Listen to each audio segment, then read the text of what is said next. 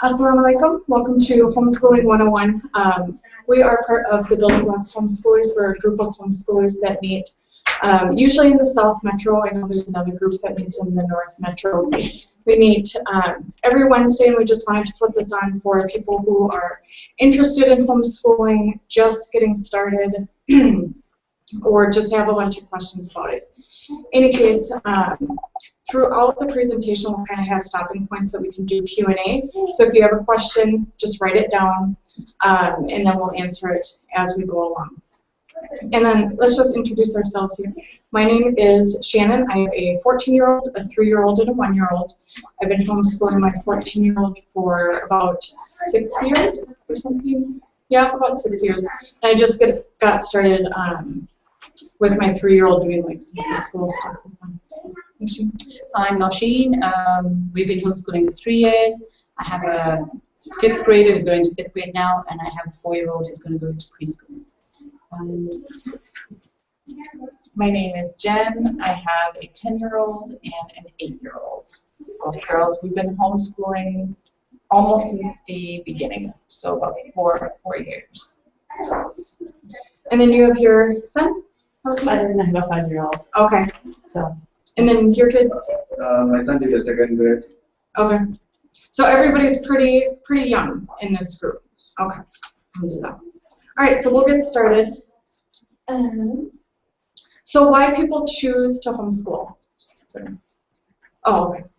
Why people choose to homeschool? There's a lot of different reasons. When you look at studies, most of them cite religious reasons, and that is a very big part of it. But also the peer influence in schools. You know, there's a lot of people in the schools. It's very diverse, which, you know, brings a lot of benefits. But on the other hand, it's, you know, as a Muslim or, you know, somebody of just like a minority faith, it makes it challenging to say, you know, we don't do that for Halloween, we don't do this, and you know, you don't want to make your kids feel like they're missing out on all this wonderful stuff. So that peer influence, or especially, you know, once they hit the middle school, high school range, it becomes more of a concern normally. Individualized learning plan, whether a child is very gifted or, you know, whether they have some challenges that need to be focused on, the parent or whoever chooses to homeschool them is able to choose a plan that best fits. So they could pick like a 6th grade math program when they need a 2nd grade reading program. And that's not something that somebody new has to come into the classroom and, you know, work this out. It's something that can be done pretty seamlessly. Teach the Deen or a religion daily, instead of it being on the weekend or in the evenings or, you know, in its small little box throughout the week. You're able to teach your religion on a daily basis. You can weave it into history, weave it into algebra, and, you know, all these different things. It doesn't need to be compartmentalized into you go to your Islamic school on Saturday and you go to your regular school Monday through Friday. More family time. Mom gets to spend more time with her kids, and a lot of times dad gets to spend a lot more time with his kids too. If he has a day off, you know, he can spend that time instead of only on the weekends or when he takes days off, and the kids have days off and so on. Scheduling freedom. A lot of people travel. I know both of you guys travel basically like the whole spring, it seems. So you get to take the school with you, or you can work your school schedule so you work from the summer to the winter instead of fall through spring. So you get to work out those different scheduling freedoms. You can just travel whenever you want, or if there's sickness in your or illness in your family, you can take time off and work more on the weekends. You can go to Jummah on Fridays and work Sunday through Thursday, or, you know, you can basically do whatever you want. The birth of a baby. A birth of a baby? Yes. You can take some time off for that. So what is homeschooling exactly? State by state, the definition might differ a little bit. In Minnesota specifically, it's an education plan chosen by the homeschool teacher. We're going to assume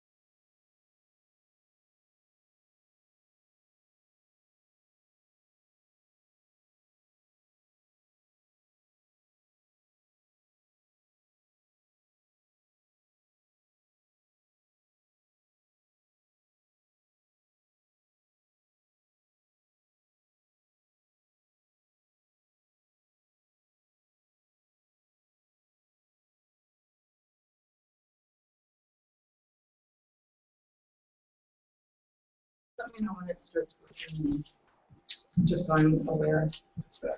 Okay. So going forward, a virtual school, I believe every state has a virtual school option. You know, I'm not quite certain. I know in some states, in Illinois specifically, I think if you're in Chicago proper, then you can't be in, like, one of the virtual schools isn't available to you, but the rest of the state it is, or, you know, each state is different. Minnesota, again, is very easy in this aspect. We have K-12, and which is also known as Minnesota Virtual Academy or Connections Academy. They're two different curriculum providers. You're still a public school student. It's a public school home learning option. So you still have the support of a school system, you still report back to people, but also your curriculum is chosen for you as well. What you do is an open enrollment to a public school in a different district. Just like if I live in Minneapolis, I can open enroll to a school in St. Paul or in Anoka or whatever. For Minnesota Virtual Academy, you would open enroll to Austin, Minnesota School District. So then it appears that your student would be going there, but instead they just send everything to you.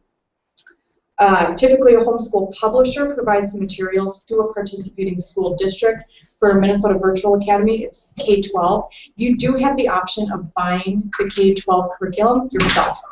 If you were to buy the curriculum that Minnesota Virtual Academy provides you, it's about $5,000 a year. It's a hefty curriculum. It's $600 to $800 per class. So you're really getting a steal by using, because basically your tax dollars that would be going to your public school, like there's a dollar amount on every child's head. And when they go to a certain school, that dollar amount comes with them. So that's what pays for a virtual school, is your property taxes, your state taxes, all of those things pay for this option. So it is free to you, but you just pay it through your taxes. So we covered homeschooling and virtual schooling and how they're a little bit different. Now, the benefits of a virtual school, it is free.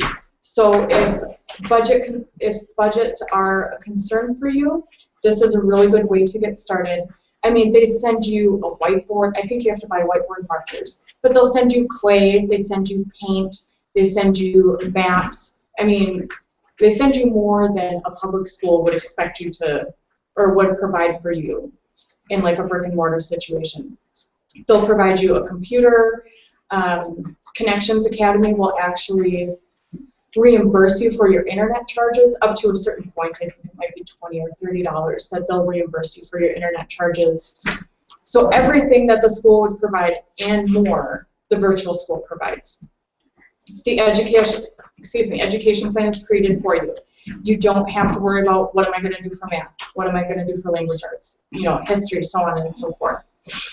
It also really helps if you're very nervous about your own ability of being able to provide a rigorous curriculum, or if you have naysayers in your life who are like, well, how are you going to do that? How are you going to make sure that everything's covered?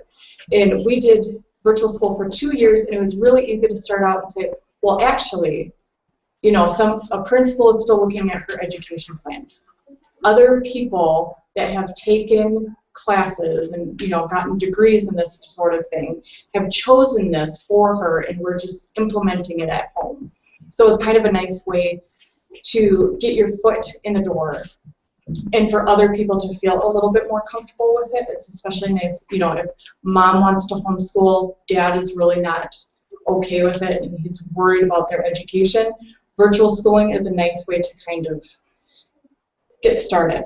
And I know a lot of people who I know some people who virtual school and they're very happy with it and they stick with it for a long time, or they stick with it forever. Most people will use a virtual school for 1 to 2 years and then move on because they want their own education plan. Okay, now I figured out how I'm going to get the groceries purchased throughout the week when everybody's home. Now I figured out how to keep the house relatively clean throughout the week. It's everything. It's everything. you know, you figured out all these other logistics that you ask yourself before you start homeschooling, and now you feel, okay, I can pick out their math. I'm happy with this, you know, or I don't like that. I've seen what Jen uses, and I really like it. You know, I'm really jonesing to use her math curriculum, but, you know, K-12 has this plan. So that way, that's the main reason why most people step away from virtual schooling. They usually want more flexible time and picking their own education plan. Whereas your kid, oh sorry, your kid could be past a certain grade level. Like if you're doing a virtual school, it's like public school in that he or she will be doing like second grade English, second grade math, second grade science. Well, math and language arts, they can move they up can and go down. up by one grade, or does it They matter? can do a few grades, Okay, so but they can all go the up and other down. ones, like history, science, and those type of things, have to be on grade point. Right. So the only thing with homeschooling is that you could switch it up for a different, Yeah. you know, a totally different approach per subject if you want to. A teacher is assigned to each student. I know a couple families that they were having trouble getting their student to do their work on a day-to-day basis, and so they would go back to a virtual school and say, okay, well, now you have to answer the teacher. So that is helpful in those aspects, but then mom also has to answer to the teacher, and you have a schedule that you have to abide by it to some point. So the schedule is a bit more flexible. Like you can take Eid week off and then work Christmas week if you so choose. But you can't work during the summer. You know, so there's some things that you can move around, but there's still guidelines that you have to follow. So virtual school does fit a very real need in the homeschooling community, and it's really nice that we have it as an option. Most people move on from it after a couple of years, and either way is fine. It's not that homeschooling is better and you're not a real homeschooler if you're using virtual schooling, but most people find it cumbersome after a couple of years to stay within virtual school in their house. So benefits of homeschooling, you know, as Jen was saying, you can create that custom education plan based on your needs and wants. I know a sister has used a virtual school to kind of combine history for two of her kids, so that way they're kind of doing the same thing. But otherwise, you'll have like your second grade curriculum and fifth grade curriculum, and one kid is covering ancient history, another one is covering medieval. And for mom, it's like, okay, yes, you know, like for both of them, you have to kind of have your hands on them. Hands on the curriculum in, you know, working with your student, and they're working on totally separate things. So benefits of homeschooling, all your kids can work on ancient history, and then all your kids can work on Renaissance and medieval and so on. That works nicely for science and history specifically because you can work on the same topics, and then, you know, one kid might be just drawing a map and the other, or coloring in a map, and the next kid is labeling things, and the next one is doing relief mapping and all of these. You know, you can, once you know the topic, you can really work at the different levels. And there's even curriculum that provides that sort of thing too. Typically, homeschooling has the shortest work day. You usually finish by lunch. We make a push just to finish by lunch. Yeah. Because one of the great things about homeschooling is that you really get to capitalize on their best time of day, like when they feel the brightest and the most receptive and have the most energy. And for my girls and for me too, that's right at the beginning of the day.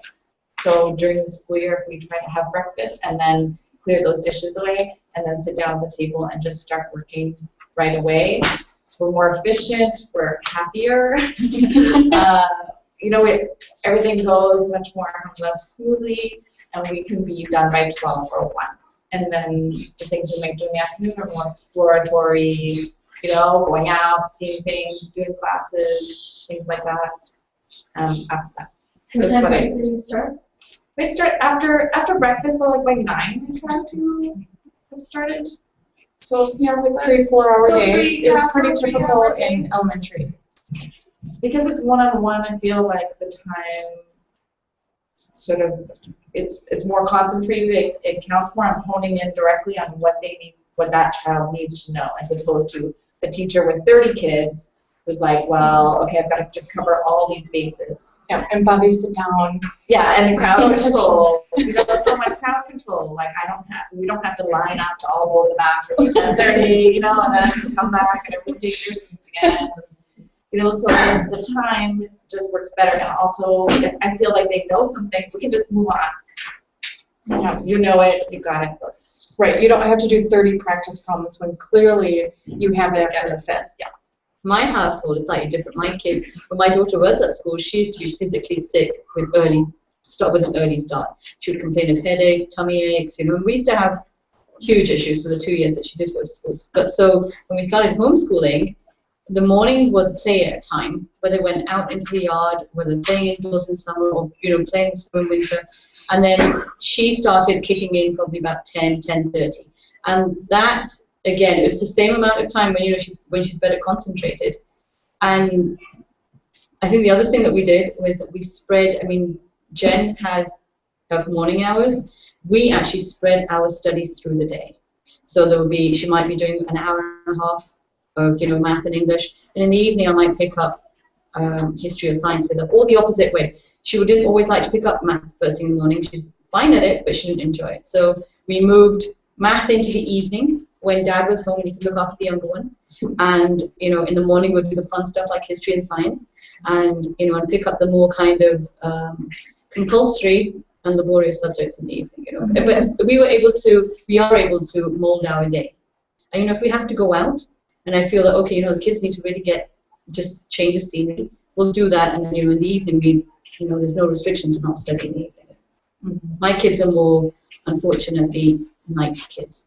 Oh, gosh. I know, and I'm a morning person. I'm a morning person, but that gives me time, so my morning is my me time. Oh, sorry.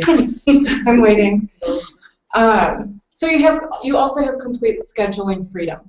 You can work during the summer. You can, because personally, I would rather work in August. I don't want to go outside when the last couple days, 85 and 70% humidity. No thanks. I'm going to be inside anyway. So I might as well get some math done and get some language arts done and get those things out of the way. I want to go outside in May and September.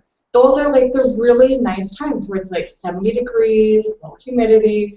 That's where I really want to be outside for most of the day if I could. And if you're following the school schedule, you either want, on both ends, you want to start well. You want to work hard in September, get started with the school year right. And in May, you want to finish up well, and so you're working hard then. I don't want to work hard in September and May. I want to work hard in January and August. So, for everybody it's a little bit different. You might be traveling. I know trucking families will usually homeschool because they don't have to be in a certain state. And that's one thing, if you're traveling to different states, and it might be out of the country too, you might not have residency in Minnesota, so then you couldn't do virtual schooling because you have to be considered a resident. And you might have to be here 6 months out of the year, or I'm not sure the specifics of it, but at some point if you're traveling so much, you have to homeschool. It's really the only option left for you. And traveling actually really worked for us. We took 2 months out and traveled in spring, but that's probably also the peak study time generally. But what we did in place of that was we studied through the summer. We took out, we had the luxury of taking out 10 days for the Hijjah. That was okay, we're going to cut that out and make that a spiritual time. And that was right now, it's going to be in September. So, and that's the beginning of an academic year generally. But we're kind of accounting for them, saying, well, we're going to take out those 10 days and probably an extra day or two for Eid. So we can take out easily 2 weeks and use that somewhere else. And again, taking out whole, because we were studying through the summer because we were away, we took out a whole month for Ramadan. Yep. And very comfortably.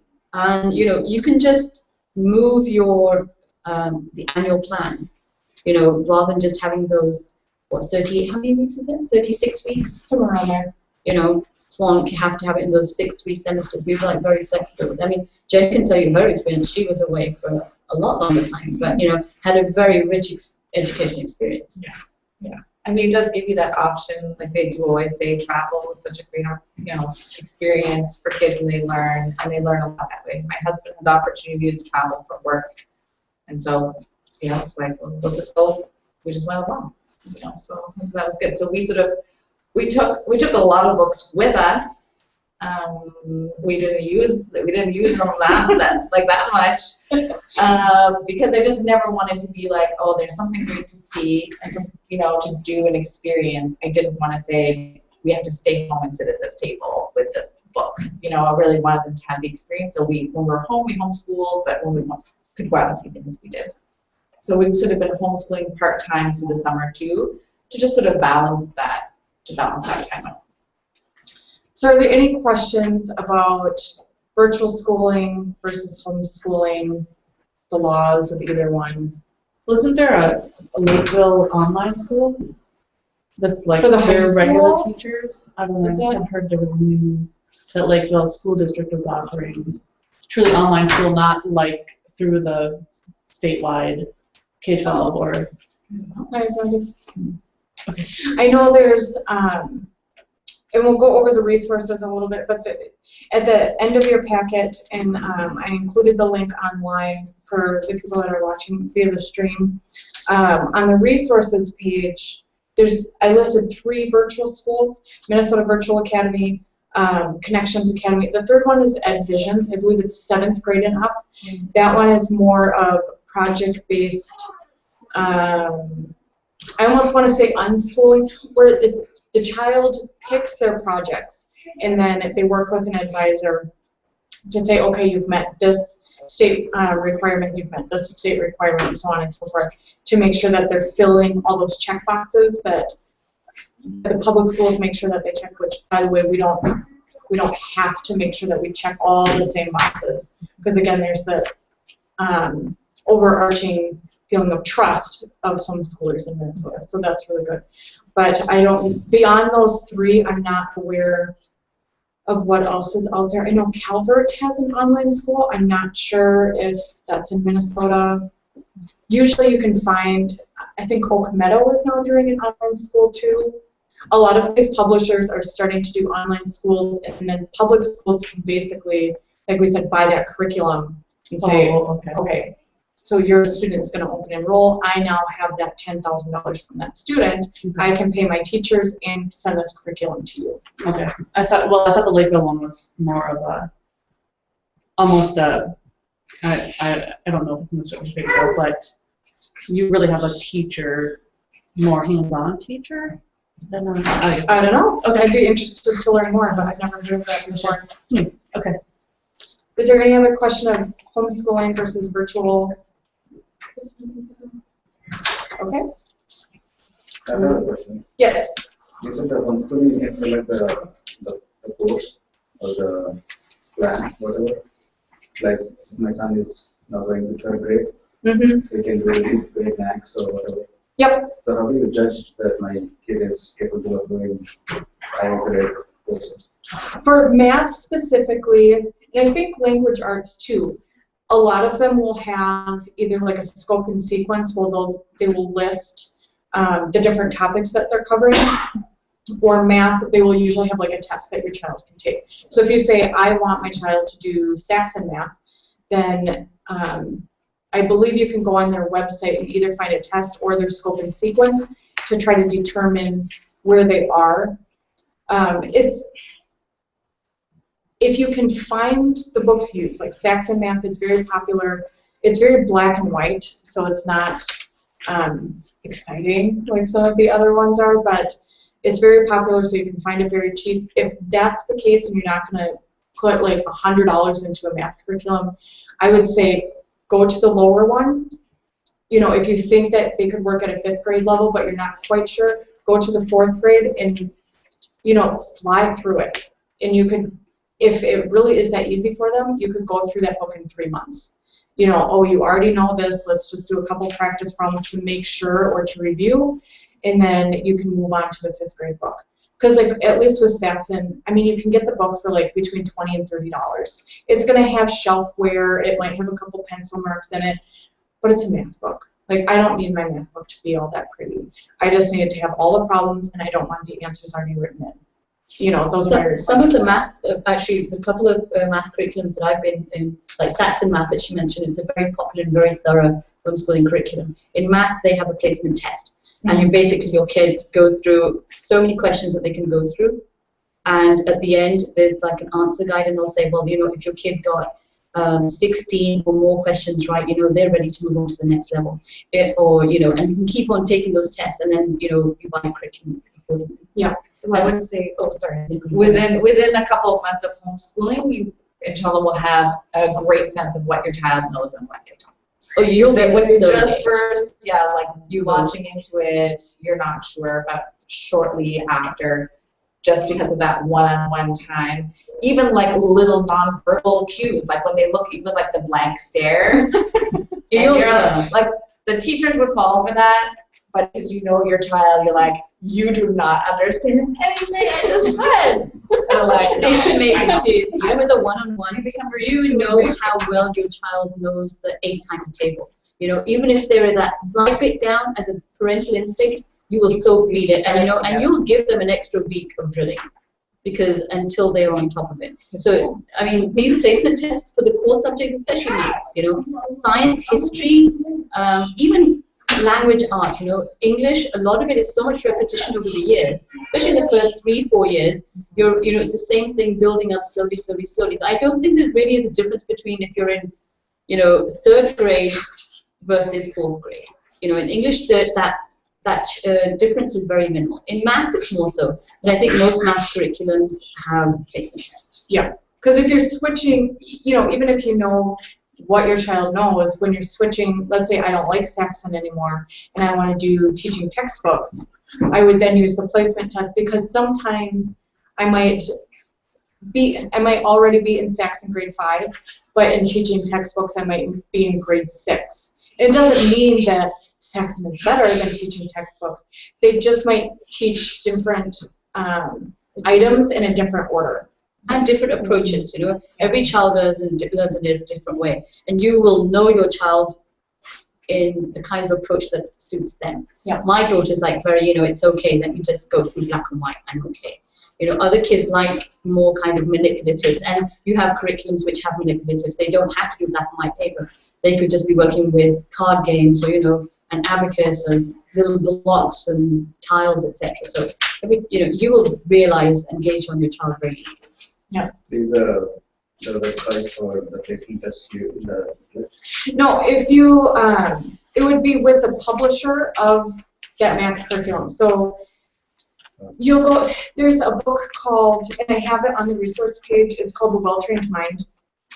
Not everybody will necessarily want to use the well-trained mind, but one of the benefits, no matter if, and we'll talk about the different types of homeschooling methods, the well-trained mind is considered a classical method, but one of the great benefits, and it's at like every library that I've ever seen, they will list like 3 or 4 different math curriculums. So it might say Saxon math. If your student is like this, or they enjoy this, Saxon math is a good fit.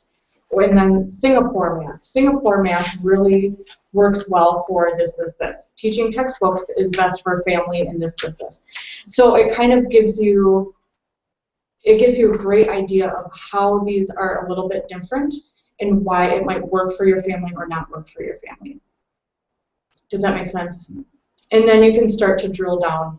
And forums really are your best friend. I know a lot of people are doing Facebook groups instead of forums now, but forums are a really great way to keep a conversation going and to go back and find conversations that people have already had. You know, tell me about your math curriculum, why you like it, why you don't. And then you can start looking at publishers from there. Once you've been homeschooling for like, I would say about 2 years, you start talking to other homeschoolers, you start knowing the different publishers. So like if you were to tell me a little bit about your child, I might be able to suggest 1 or 2 math curriculum publishers that you could take a look at. So at least you're going from like 10 to maybe 3. You know, because that's really one of the more intimidating parts of starting homeschooling is, well, how do you know which book to buy? how do you even find out what's out there? And really you spend hours upon days on the internet, on Amazon, on forums, just, you know, your kids probably think that you're doing nothing because you're on Facebook, and you're like, well, I'm on an Oak Meadow Facebook group. Yeah. I'm picking your curriculum. This is time well spent.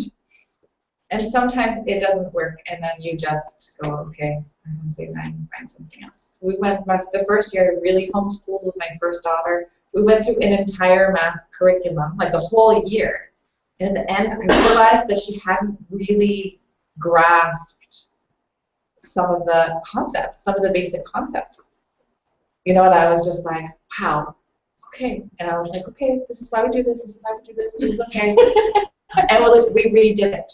The next year, we redid it. But we flew through it. It went by faster. You know, maybe we could redo it in the first 2-3 months of her next year homeschooling. We redid that curriculum. And then moved on. It was a different publisher.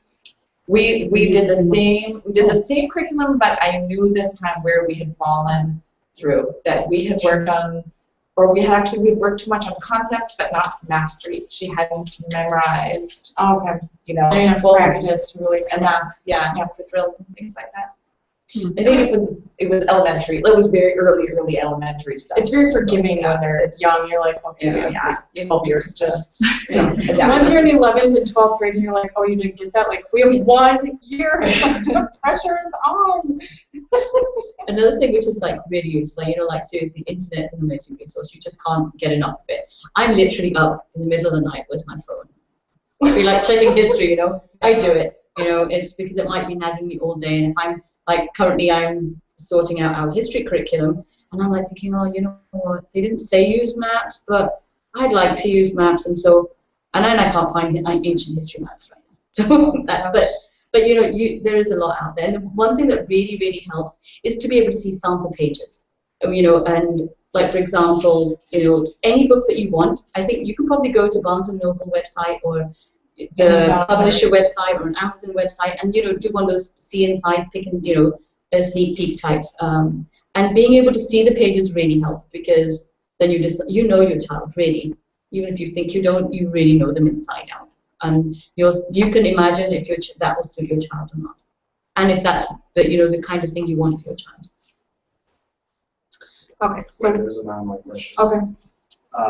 The question is, are there any recommendations for a virtual school?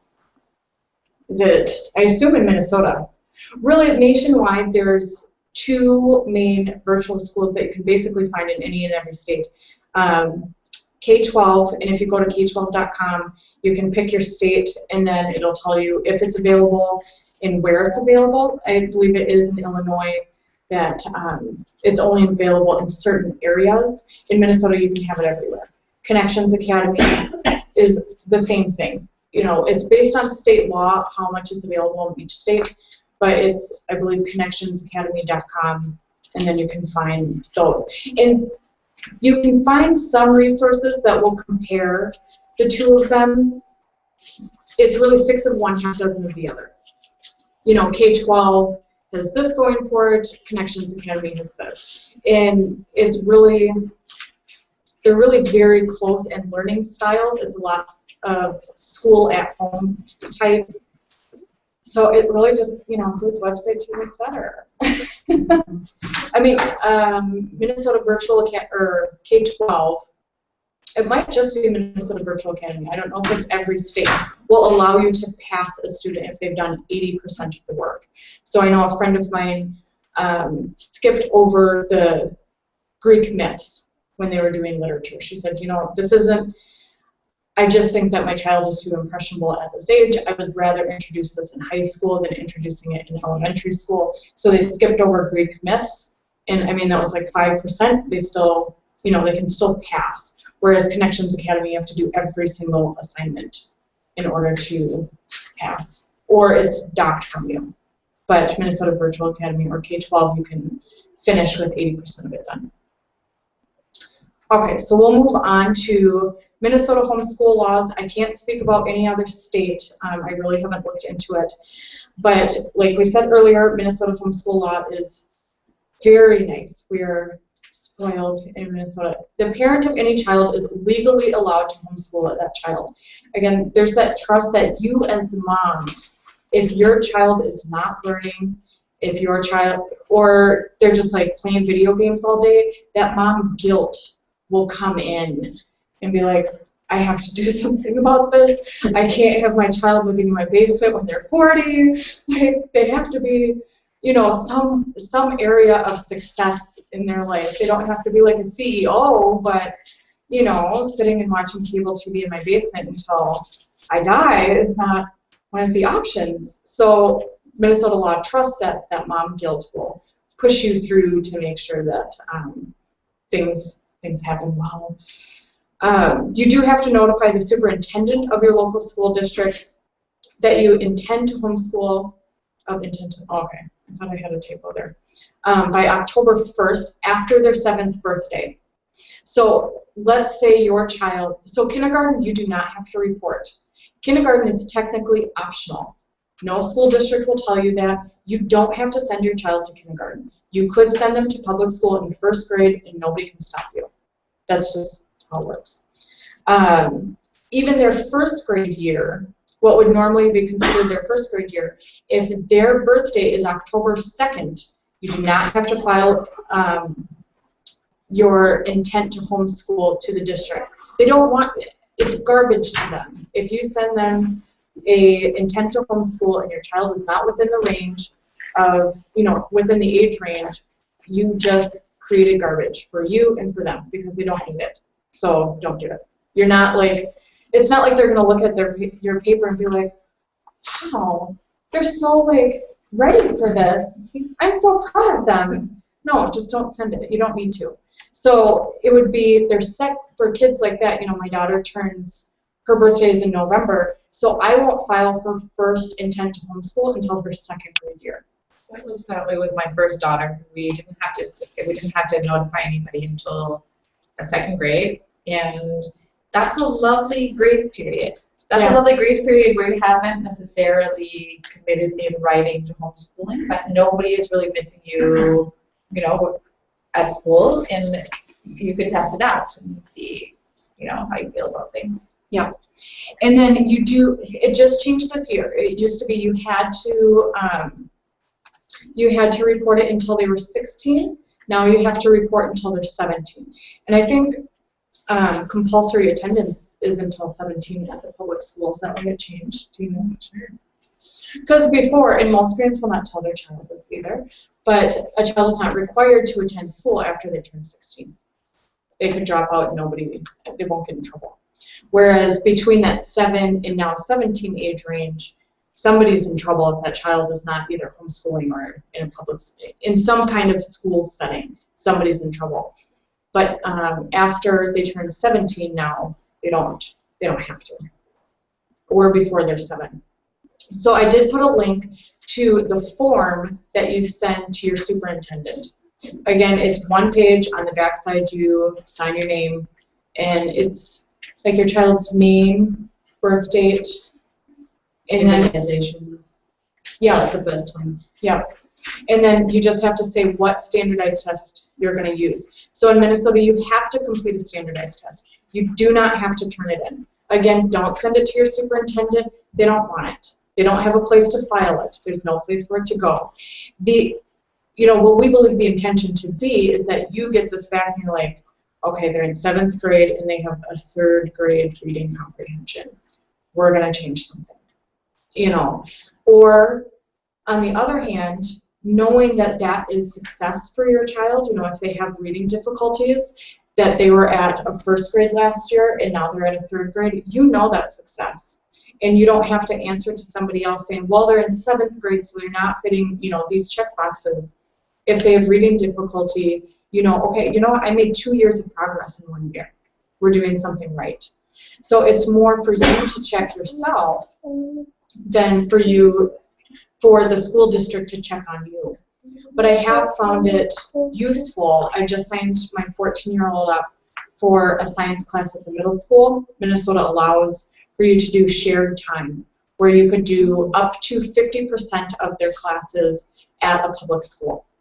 I don't know if all the districts are as friendly as our district is. I mean, they were super easy. I just went down and filled out some paperwork. There wasn't like, I didn't have to turn in transcripts or anything, but I did send in her standardized test to get her into a class that I wanted her to be in.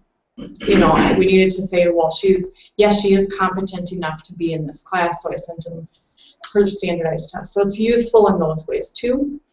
Or if you ever have, you know, God forbid you have a legal battle with your spouse or ex-spouse about homeschooling, it's black and white. You know, we're making progress. You know, this is what we're doing. If you have an 8th grader that's first grade in everything that they do, you know, you're probably not going to win that battle. But most, you know, I've rarely ever heard of that happening because mom guilt is so effective. Sorry. So the standardized test is every year, or Yeah. do you just? Every year that you have to file the intent to homeschool. Okay. So you don't have to do standardized tests in kindergarten, first grade. You could if you'd like to. I believe, can Peabody go that I think low? Peabody does. Peabody is a verbal test. So I know there, and that's also on the resources page, where somebody will Skype with you or with your child, and many people have said that it's almost fun, like they're just asking a bunch of questions. And Peabody is really nice, where if they do have those reading difficulties, that doesn't necessarily mean that they're going to have bad scores in science and history because, you know, of their reading difficulty. Because you want to mention that as a new homeschooler, and it was valuable for me, but the Minnesota Homeschoolers Alliance website is really good. It's the place. I mean, I got some advice at the time. They said, don't go to your school district for papers, you know, for the paperwork. Go to the Minnesota Homeschool Alliance, because they will cut out all the, you know, the jargon, and they'll cut out all the, you know, the fluff bit. And you will, if you pick out your forms and information from Minnesota Homeschoolers Alliance website, you will only give the information that is required. Yep. And it really is very, very simple. And that's the link that's on, it's on the PowerPoint, and I believe it's also on the resources page. Because if you ask your district, you might get a packet of information that they're asking from you, and it's not required. And I don't even know who would even look at that. I mean, from what I've heard, everybody that's it can be quite, they make it very, very, very complex. Because I did pick up our district one, and it was like a big word. And they were asking about lesson plans and this and that, you know, whereas Minnesota law does not actually require it at all. And what Minnesota Homeschoolers Alliance has done is cut out all the fluff and literally, you know, the bare skeleton of what is needed. And that makes it extremely simple. Yeah. I've got another online question. Is our standardized test based on math and language arts, or is it all subjects? It depends on the test. I believe, let me check here. I believe that we go into more depth about, oh, maybe we don't. Okay. There's actually a post on a website called reallifeathome.com, and it's called the Homeschooler's Ultimate Guide to Standardized Testing. And the article runs through the most popular standardized tests. So there's some, I forget the names of each of them, there's some that just do math and reading, which is really nice if you have a bunch of kids and you don't want to spend all week doing standardized testing, because it seems simple. It is simple. You read like this little script, you know, if you're going to do standardized testing yourself, you read this little script and whatever, but by the end of the day, you're like numb, because it is so boring to administer these tests. Like, there's good reason why people outsource this, because it drains you so bad. And then there's other tests like the Peabody that are verbal. So again, Real Life at Home, if you look for standardized testing, you should be able to find, it's like the Homeschooler's Ultimate Guide to Standardized Testing. And I believe it goes through like 5 different tests, and why you would choose one over the other, like some specifics about them.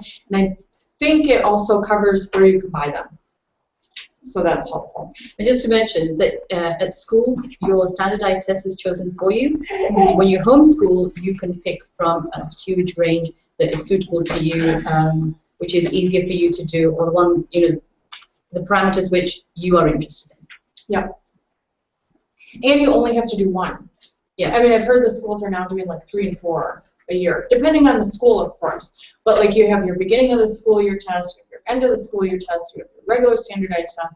And that's why some people have started homeschooling just for that reason. They're like, testing has taken over the school system. We're required to do it. It is a helpful tool for many families. So it's not something that I think any of us dread, but I wouldn't want to do it 4 times a year. And the kids in some schools are doing it like 4 times a year. And the other thing is, you can choose any test and you can take it any time of the year. We take ours middle of the year. I know Jen literally just gave ours recently. I just take mine at the very end of the year because I like to see that test and I like to go out and do that. Everyone is doing fine. Let's take a little break. It's we're at the end of our school year just to feel like. And I can take the middle is good too, right? Well, I give in the middle, so that if I need to kick some, and need to like space things up, I'm going to do it in the middle of the year because I've got my husband to answer to. So it's like, come on. So if I understand correctly, it's more for like this is whether you're doing something or not, whatever you have kids in progress. But It's a tool. Right. It's a tool to measure progress. Right. So does it at any point in time does it become mandatory to progress, like from a school district's perspective? Like, do they require results? They never see it. They never. Yeah, they don't. All they ask you is which test you're going to do and who's the administrator. Yeah. They don't even ask you when you're going to take it. I don't. Right. You Just have to say do it. And when you say progress, how do you in the progress? sense like to move ahead with, I don't know, Oh. like they'll ask you to like repeat certain courses or whatever. I don't know. I'm just thinking, Not necessarily, because like in a typical school setting, right? one of this, I don't base my curriculum around, we do the Iowa Test of Basic Skills. I'm familiar, I took the Iowa Test of Basic Skills. My oldest daughter is from a previous relationship, and her dad is not always totally keen about homeschooling. He took the Iowa Test of Basic Skills, so I'm like, we're taking that one because he feels that this is, I took it, and it's a real test. If I said, oh, she Skypes with somebody and it's kind of like a conversation and then that's her test, that wouldn't fly as well. Iowa Test of Basic, I sit there with a script. Does everybody have their pencil? Yes. Turn the page. Yes. We do it because, that's what's required for us. Will I use that test for other people? No. For my other kids, probably not, because I hate it. But you don't have to, like we said, you don't have to turn it in. You could use a different test each year, though it's probably not as useful of a tool if you do it each year. But, for the Iowa test, I don't know what they're going to test on in science. So I'm not deeply concerned if I know that she's making progress and she seemed to be taking a back step, because I might just not be covering what they are testing on. I don't have that rubric. I don't know that, okay, in 7th grade they're going to cover formation of clouds and the life cycle of a frog, and You were planning to do those things next year, or Right. yeah. The placement, the purpose of a test in school is different to the purpose of a test in homeschool. The purpose of a test at school is just like, okay, 30 kids, are you going in the right direction, right? And for homeschooling, it's just like, well, okay, I think on a daily basis, in our own mind, we are testing our kids anyway. At the end of every math lesson, you'll have some sort of worksheet, and you are gauging, and the test is just like, okay, are they understanding? And you get to look at, when it comes to the day-to-day thing, I can look at the test and say, okay, I'm noticing these problems are similar that you're getting wrong. So there's this concept that you didn't understand completely.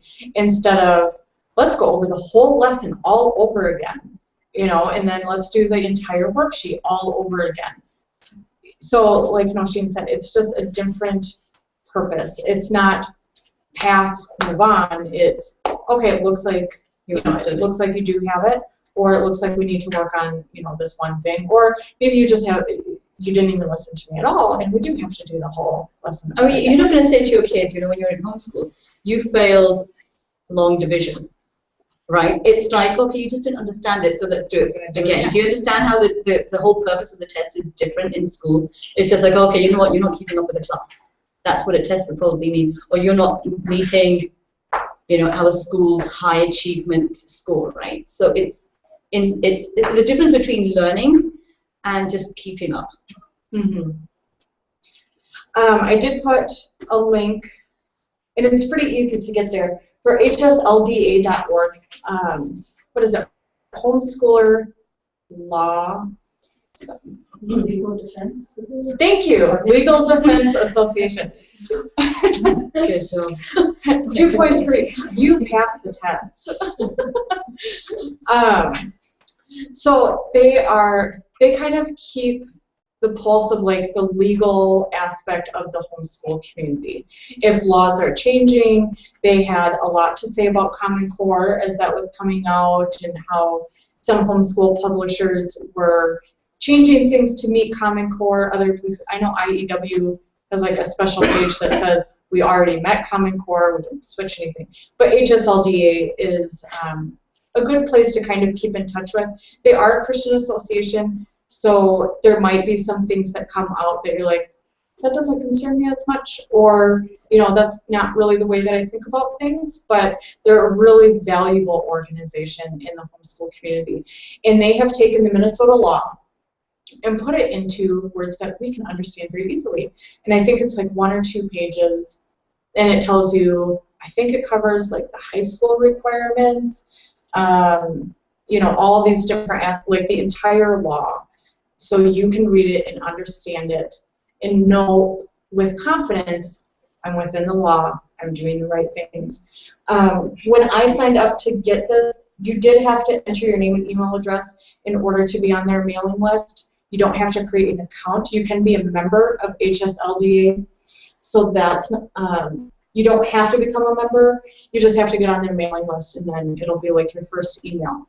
You can choose to stay on their mailing list for the news that are coming out, and you can choose to unsubscribe. But either way, it's a pretty, you know, they've done a lot of work for you, and the least you can do is give them your name and email. Let them send you a couple of emails. You must have general record keeping. So it could be, you know, I would say a book list of what you covered that year is probably the absolute minimum. Some people will have lesson plans that they can give. Or, you know, some people started blogs in order for record keeping, because they're like, well, I just like to journal about things, but it's like an online record. You can keep online records through like Homeschool, what is it? Like Homeschool Planet? yeah, Applications. They even have homeschool, yeah. like lesson planners that are online, and you can kind of just keep that for your own records. Nobody ever really asks for it, but again, if you were going to do shared time, where like you're spending some time at the public school, or you know, we did at one point negotiate with my oldest daughter's dad about homeschooling, and that was really valuable, that I was able to say, here's 3 weeks of our lesson plans. This is what we did. This is what our typical homeschool week looks like. And, you know, I just had that on the ready, because she was older, and as they get older, you usually tend to get a little bit more formal with things. So that was very valuable. And by Minnesota law, you have to have some sort of record keeping, even if it's after the fact. If you say, today we did this, this, this, this. And, you know, it doesn't have to be a plan as much as a record. Does that make sense? Required subjects in the state of Minnesota: reading, writing, literature, fine arts, math, science, history, geography, government, health, and physical education. You don't have to cover them every year. For the sake of your kids, do not cover these every year. Reading, writing, math, I would say make sure to cover those every year. Literature, you can really tie into reading once they know how to read. Fine arts can be anything from making sculptures, not necessarily like you know, images or whatever, but like the cherry and the spoon, you know, those type of things. It can be calligraphy. It can be like beautiful Quran recitation. I do think that they should have some idea of what's out there in the art world. Like, I think that it's a disservice for like an 18-year-old to be like, who's Monet? Who's, you know, who's that guy? History, geography really go hand in hand, along with government. Health and physical education go hand in hand. So a lot of these you can kind of put together and say we are definitely covering, you know, these together. Yes. When you said these are required subjects, like just during the 12 years of school? Yes, during the 12 years of schooling, I would say that do geography before 10th grade. You know, that's again a disservice to your child. Like, where's Africa? You know, and they don't learn that until 10th grade. That would be bad. I would say to cover each of these, and this is just my opinion, and the Well-Trained Mind really follows it. Also, you know, the book that's in the resources. Cover it at least once, if not more than once, in between 1st and 4th grade. Then again between 5th and 8th, and again between 9th and 12th. So like elementary, middle, and high school. Each of these should be covered. So that way you're kind of building those blocks for them to build on in later years. Are there any other questions about homeschool laws? About the record keeping, you said they generally don't get the school district one ask for it. I would imagine that if somebody called Child Protective Services on you for your homeschooling, that they would ask for it because you are required to have something. But I've never heard of anybody being asked for it. But I've never known anybody who's been asked. It's so simple. You really. just want to follow the law. You would do it anyway. You know, if you were like, and if you were traveling, like we're going to San Francisco, I've already made a list of things. Like, you know what? I need to make sure the kids, these things are ready. I need to make sure, you know, it's almost common sense kind of stuff that you would write. With like showing workbooks. Yeah. You know, if you were doing like most math curriculums, 1 unit is 1 day's worth of work, right? And you could just say, well, you know what? I am doing example Saxon math, right? Version I know 5.6.5, and you know, and that in itself is a whole planning. That's record keeping, right? Because you're like saying, well, this is what I'm going to do over the year, so that's covered you for maths, you know. And yeah, like I said, at the absolute minimum, keep a book list. Yeah. In 5th grade, we're going through Saxon math. We're going to do IEW, SWIB. We're going to do, you know, whatever. I mean, like, if your child is, we should be reading. Your child, just note down the books that your kid is reading, right? Just saying, this book. If you really want to put extras in, start date, end date. You know, it's really simple. It just sounds more. You know, for the first year, I really got myself knotted. Oh my God, what record keeping record? You know, it was just like overtaking me. Only to realize, you know what, it's just a part of common sense anyway. You know, it's not technical. There's no format that, you know, say, well, this is what I have to follow. It's for you to be able to show to somebody, well, you know, you need to be comfortable looking at your list and saying, well, you know, this is what we did. It's not required to use them. Right. Yes. Yeah. Well, and even as they get older, they become more independent. So I'm creating lesson plans for my 14-year-old because she's like, I'm planning, she's executing. I'm not executing anymore at the 10th grade level. She's doing it. So I have that plan for her, and that's my record keeping. I'm still waiting When they for start that. executing. Well, there's still a bit of reminding, aka nagging. Did you do this? Where is this? I'm still looking for it. Record keeping won't be a chore. It'll be a guide for you to see where you're going, making sure that you're meeting milestones. Because if you've got to plan for a year, you know, or like have a vision for a year, if you've got record keeping, you'll know by December, you know, okay, we're on track and we're not left behind. And if you're a bit ahead, you'll give yourself some leeway, you know, and it's so. It is nice to have that, like if you know, okay, by the end of December, I should be around this area. And for math specifically, it's very easy. Or anything where it's like week 1, lesson 1, week 2, lesson 3, you know, that sort of thing. It's very easy to say, okay, we are at the middle, we're doing okay. But like she said, you're going to be looking for those things anyway. And if you're concerned about it, it's also on the resources sheet, donnayoung.org. She's made all these different planners, like, and really you could make all of them yourself. They're very simple, so it's not like, oh my, what do I do with this thing? It might be just like a grid of 5 across, 9 down, and you can fill in, we did this today, we did that today, and it's very, very simple to just kind of fill it in, and then you can just put it in a binder and keep it for later. You can use that for planning ahead or just recording what you already did. And that's going to be a lot more specific than just doing like a book list and, maybe make you feel better about like your record keeping. But it's still very easy to do. You don't have to necessarily pay for like an application that you're going to have on your computer or a website subscription to a lesson planner, even though those things become very valuable as you get into like the high school years. Just to, like Homeschool plan on signing up like tonight or tomorrow. I'm really excited about it. Well, like the 30-day trial, at least seeing what it's about. Because they will, if they miss a lesson, and this is kind of where we've found that our family has to adjust some things.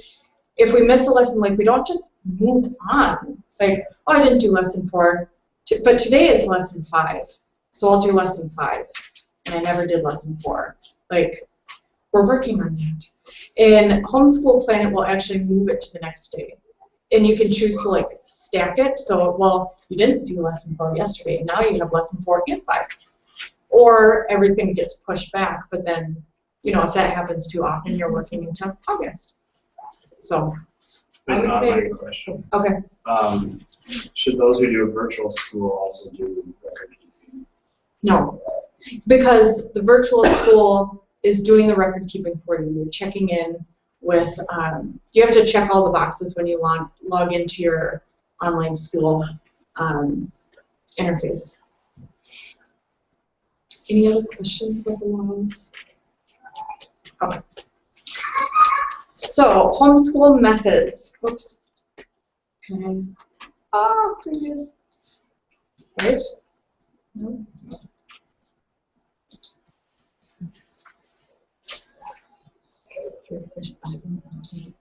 Yeah, let's do that. Oh no. Am I just? Oh, I must have accidentally deleted it. Well, we'll just stay on this pretty slide. I think you've got it on your handout. It's on the handout. But we can just look at the coffee because all homeschool moms drink coffee, and if you don't, you have to start. Either that or it's sugar. The Costco size of Kit Kats in your pantry. Yeah. Okay, so homeschool methods. I have to say, you don't have to follow a method. Most people would consider themselves eclectic, meaning that they do many different types of methods in their home or even for each student. What's helpful with the methods is that it can help you narrow down what curriculum you're searching for. So my oldest daughter, she likes the black and white. She loves workbooks. I mean, as a little kid, she's like, Mom, can I do a workbook? Can I do more workbooks? And my 3-year-old is like, you want me to circle what? Like, I don't want to circle that. I don't want to do that worksheet. So they're very different. So for my oldest, classical works very nicely. Classical is, it's not really school, it's rigorous, very history-based spine. Unit studies is where, It's very literature-based, isn't it? Well, which one? classical. Yeah. Well, and it's, what I really like about classical, at least with the Well-Trained Mind, which I'm pretty sure branches to all classical publishers or resources, is that literature, history, geography are all tied together. So while you're learning about medieval history, you're learning about the geography at the time, and you're reading literature that was written at that time. Whether it's a youth adapted version for like the middle schoolers. And they even say if you can find board books that cover the classics like Romeo and Juliet or the Iliad and those type of like very young kids books, so that way they already know the characters, they have an idea of like the overarching story. Then when they start reading those books in middle school, it's not as much of a jolt. Like, what in the world are they talking about? You know, there's all these funny names and funny place names, and you know, they're saying these weird words and whatever. So that's classical. Unit studies is more like we're going to learn about ice cream, the history of ice cream, and we're going to learn about temperature and the freezing, like the different freezing temperature of water versus rubbing alcohol versus, you know, whatever. So you would learn about math through ice cream, geography through ice cream, history through ice Language art through ice cream. Well, this is great Art but if through you ice have a cream. kid who gets fixated on a certain thing, because some kids are like that, right? Like some kids, it's just like dinosaurs, you know. I do can see my anything for 4-year-old dinosaurs. doing unit studies with Teenage Mutant Ninja Turtles. And that, And you know, and right now, even all our notebooks are Teenage Mutant Ninja Turtles. some kids are like that, you know, and so it works nicely. Yes. So you, instead of having to like, okay, we just are learning about dinosaurs, about size, you can talk about density and mass and footprints and, you know, like nature study from that and weather, and, you know, you can bring all these things in. There are a lot of resources online. So Yeah, I was just about to say that. Yeah, and it's kind of, you know, really, I mean, these are like kind of funny examples, but you can get like rainforests. You know, you can just do a whole unit on rainforests. Yeah. Or you can do it on, like I said, well, it's all online, but I mean, you could do it on just the senses. The 5 senses, you can have a whole unit study on that. Yeah. Preschool, elementary age kids. Yeah. And there's a curriculum called 5 in a Row. They have before 5 in a Row, which starts at preschool, and they have above and beyond 5 in a Row. Does it go to 9th grade or even in high school? Do you know? I don't know. I don't remember. Well, there's like before 5 in a Row, 5 in a Row, beyond 5 in a Row, above and beyond. Like they've taken, this was a great idea. But that's a literature-based unit study where like the spine is the book. So I know with like volume 1, they have the book Madeline. So you're going to talk about Paris, and you might talk about boarding schools, and you'll talk about the artwork. Like in Madeline specifically, most of the pictures are just in 2 colors. I think it's yellow and black.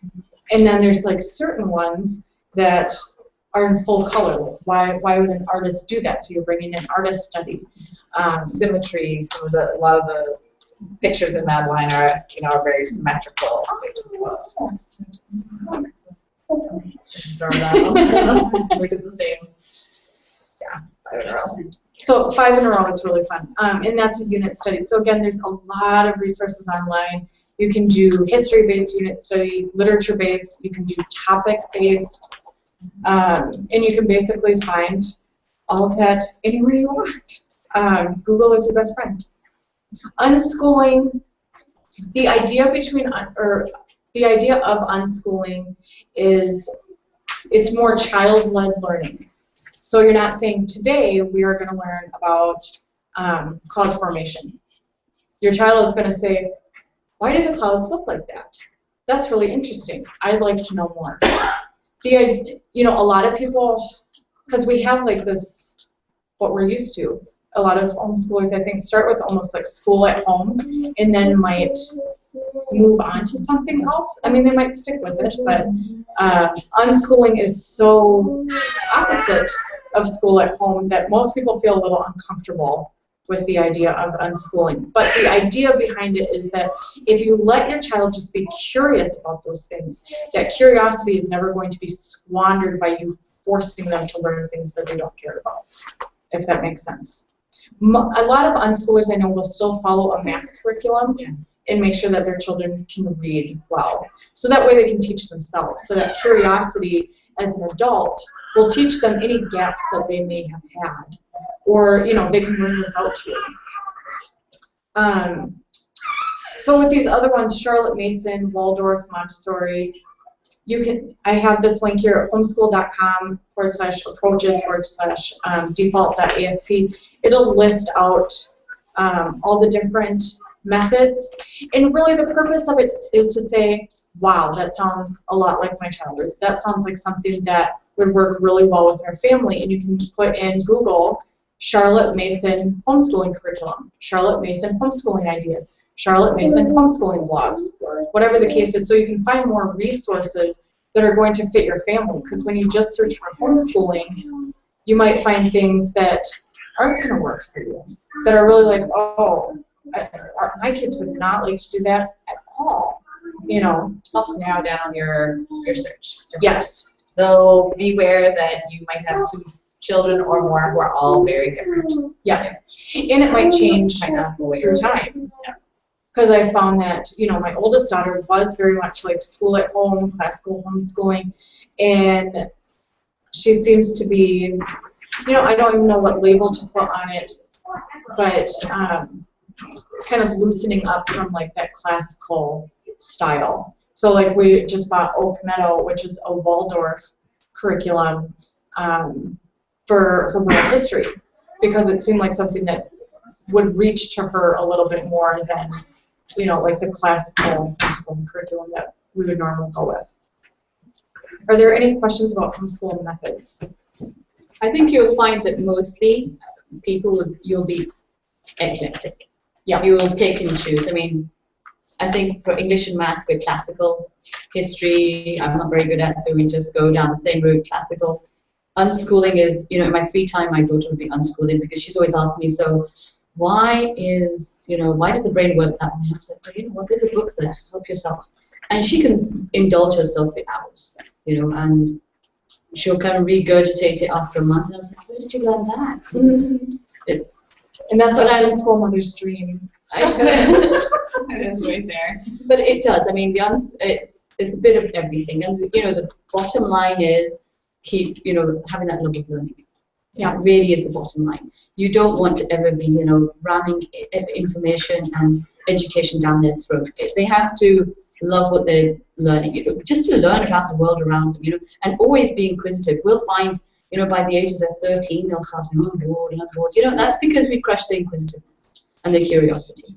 You know, that's unnatural. It's unnatural. It's unnatural for a child to say, I'm bored. Well, it's also the stepping stone of curiosity, right? Well, not curiosity, of creativity, but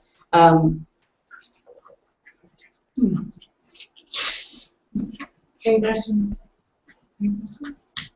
Okay. So resources, we have a handout.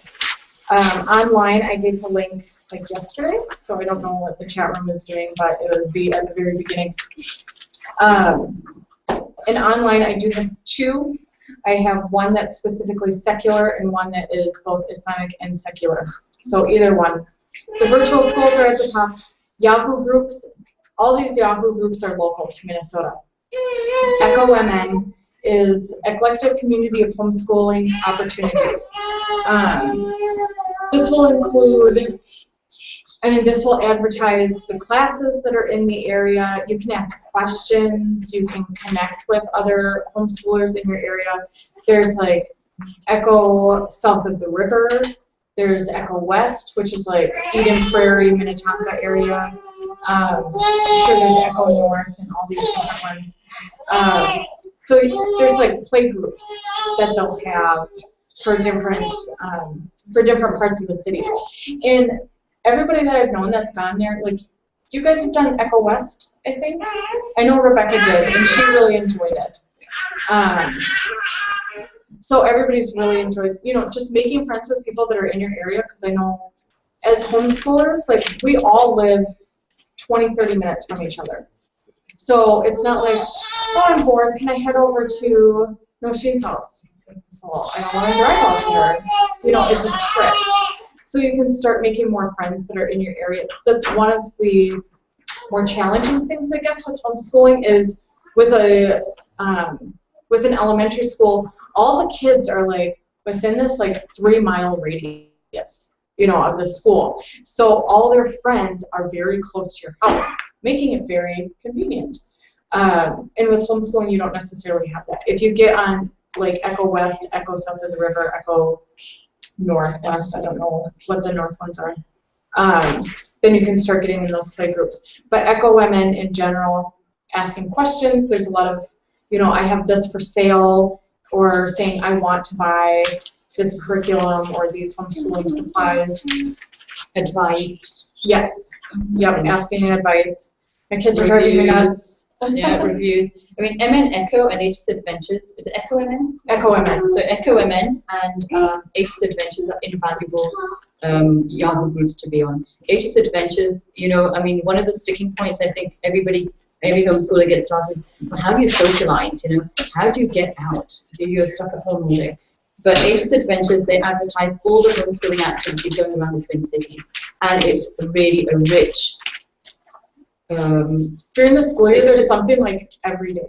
I mean, really, I think it was probably about 10 events every day, something happening somewhere in the Twin Cities every single day. Not only through the school year, but through summer as well. Summer does slow down a bit for homeschool specifically. Yeah, specific, but yeah, they'll still let you know about activities. But like Vertical Endeavors, the rock climbing place, will have monthly homeschool days because they'd rather give us a discount and have a busy Wednesday afternoon than have nobody there, because the homeschoolers are like, discount. Minnesota Zoo is having a homeschool day the end of September, and it's usually like $20 or $18 per person to get in. My whole family will get in for $22, including parking. Like, we will be there. Sea Life has one twice a year. Yeah, $5. Yes. $5 a person. If you bring the whole family. Yeah, Like, it doesn't have to be just like there was Nickelodeon Universe where everything was free because they were doing an advertisement. Like they wanted the park full so they could take pictures, and it was all homeschoolers because it was like Tuesday afternoon. And we're like, free ride, yes. But there is a lot. I mean, those two Yahoo groups are, I would, even if you're wanted to get a feel of what homeschoolers do during the year, sign up and have a look. And I think probably one more I would have added to that was the MHA one, which tells you. I'm not on that one. So Minnesota Homeschoolers Alliance also have a Yahoo group, and they will let you know about different law changes, or like the more kind of the formal and the formality and the legality side of things with homeschooling. And one that I forgot about, you might have to do a search for it. It's like the homeschool mom classifieds Yahoo group. Oh, it gets very, very busy in the spring and summer. I'm sure, hopefully this won't take me too long to find it. I'm sure I can find it.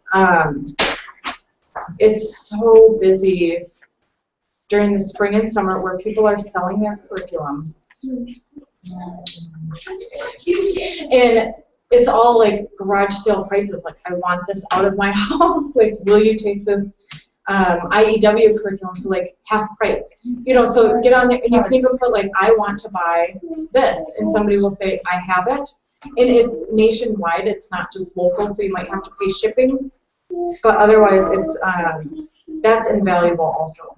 One thing I would recommend too is if you're the company that sells your curriculum, they have a group for that specifically. We use Brainstorm Math, and it's a pretty active. They have a group, and people will sell things, but also say, okay, I ran into a problem here. What do I do? Or does anyone have suggestions? And I've gotten a lot of information from that, and kind of a lot of winners, and just seeing other people's experiences with that. So So this Yahoo group, the Homeschool Mom Used Curriculum. The Homeschool Mom Used Curriculum. They should have changed it. Like, you don't need the word the. Homeschool, maybe it's taken. Used Curriculum. Anyway, so that's what it is. It's very active, and you can find, especially for elementary, you could probably go broke buying used curriculum, but it would be a really good deal. So, yay. The other website, I think probably like for new homeschoolers, and I actually only found that website now after 3 years, though I'm sure Shannon probably mentioned it 10 times before and then explained it. is that, you know, the homeschoolers curriculum review. Oh, yep. And you know, if you don't know which curriculum you're interested in, or you want to get an idea of what the curriculum is about, what people have to say about them, so you can gauge if it's something that you're interested in, it gives you a review of hundreds of different curriculums. Is it the Kathy Duffy one? There's a Kathy Duffy, and there's this other one there's it's categorized by subject. So you know, they even have one for logic. Oh. You know, so just the different subjects and the different curriculums that they have for each subject and for each curriculum. Did I miss that up? So they'll list, like, so if you say math, if you click on the math category, and you'll get a whole list of different curriculums for math. Click on the curriculum, and it'll, everybody, you know, those people who have commented will say, well, I use this in grade 3, 3rd through 6th, and this is the good and bad points of it, you know. So, and Kathy Duffy is a really good website as well, because she has reviewed curriculums like you're starting to do. Oh. Just a little bit. No. The next section that I have is blogs. The first two, the Homeschool Village and Hip Homeschool Moms, are group blogs. So there's many authors of those two. And then you can go to the authors' websites too. I would say, other than like meeting with fellow homeschool moms in person, blogs are like the next best thing. Because you know, what's been going around now is curriculum that everybody's using this year, pictures of their homeschool rooms, so you can get ideas for organizing, especially in small spaces. Like, that's really valuable. Like, I bought this at IKEA, and I bought these things. Like, okay, I know. Or like, I started storing books above my doorway because that's wasted space. And you know, having a very small home, people will, you know, use every ounce of space that we have. Just hopefully it never breaks. Past IKEA on the way home. Yeah. The third one is my blog, and so it's a shameless plug. So check it out. But no, you know, there's curriculum reviews and just like day-to-day, like a lot of other blogs are. Like, here's our day-to-day, and a lot of people will say, you know what, this week was really tough, and then, you know, and it gives you a real factor to it that it's not always easy. Sometimes it is really tough. I just was reading somebody's blog post the other day. Like, she's like, I totally lost it on my kids. Like, why is this happening? Like, why is your room not picked up? And you're like, oh, I'm not like a psycho mom, like freaking out on my kids every once in a while. You know, obviously if it's every day, then something should be addressed. But it's another way to connect with other families that are doing the same thing, because it can feel kind of isolating at times if you don't make those connections. If you're the only one you know that's homeschooling, then you should be online a lot and connecting. And you know, actually on that, I think it's actually almost crucial for every homeschooling family to be attached to some sort of group, a physical group that you can go to. You know, that really is important for your own sanity, to be able to bounce off ideas, advice, etc. Just to be able to connect. And it really is important that everybody's a homeschooling family is connected to some sort of group somewhere. It's nice to have a connection, because I know both of my sister-in-laws have been homeschooling for much longer than I am, and one of them always knew she wanted to homeschool. And I really didn't feel that way. When my kids were small, I thought, no, I'm going to send them to a little public school, and you know, the way I grew up, and I'm going to change everything from like the inside, you know. and I was always sort of played the other side of whatever they were saying, like, well, you know, all this. And then we kind of flipped, and then I started homeschooling, and then I loved it. And then there's sometimes where their enthusiasm wanes and they're struggling, and I can help them through that, or mine dips, you know, and they're like, but remember why we started doing this. And when you have that connection, like Christine's saying, you have friends to say, okay, well, it was one hard day, but, you know, or let's try this differently, or someone to bounce it. Yeah. I mean, I need it all the time. If I didn't have these guys, I'd be like probably going around in circles in my own mind, right? But I mean, if I'm having issues, or with just I'm like out of energy, and I'm like I can't do this anymore. I'll speak to these guys, and then they're like, oh, you know what? This is actually going to be better than it would be if I put it in school, for example. Or my curriculum is not working for me, and I think I might think I have to stick with this for the whole year. And they're like, well, you know what? It's just change the curriculum, Or if or like we'll share books. I mean, we do that very often. Our Wednesday groups that everybody's invited to, of course. Yeah, I mean, it's like guys. But like I brought the geography curriculum a few weeks ago, and I bought it the very next week. Sorry, I ordered it the same night. But it was. We need to be able to sponge ideas. We can't even think that everything's going to come out of our own mind or out of single effort. We do need help. And attaching to a group is it is. Yeah. Even if it has to be an online group, if there's like we're fortunate that we have a vibrant homeschooling community in the Twin Cities. But if somebody's in a rural area, or if you move to that, like. We looked at a house in Cologne, and I was like, nobody's going to visit me out here. And, the idea of being isolated, and I was like, well, you better have some online friends, because that can pull you through too. And then for the blogs, I put Google specific needs that you have, special needs in homeschooling, gifted homeschoolers, Christian, Jewish, Muslim homeschoolers. You can find a lot of different resources. People will have free printables and advice and just all sorts of resources that like DonnaYoung.org.